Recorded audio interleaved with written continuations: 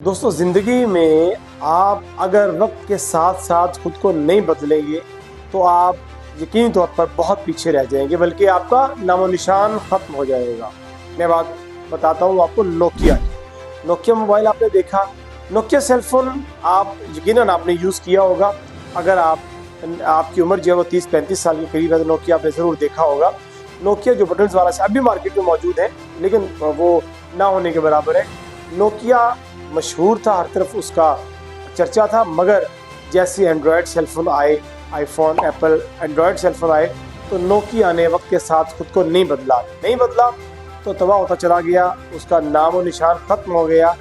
आप नोकिया ने बाद में निकाला, एंड्रॉयड सेलफोन निकाला, लेकिन पानी सर से गुजर चुका था। कहा जाता है innovation is the key to success. So the world has become a global village. दुनिया बदल चुकी है। दुनिया इस वक्त इंटरनेशनल मार्केट में अगर आप देखें तो आए रोज़ नई नई चीज़ें सामने आ रही हैं।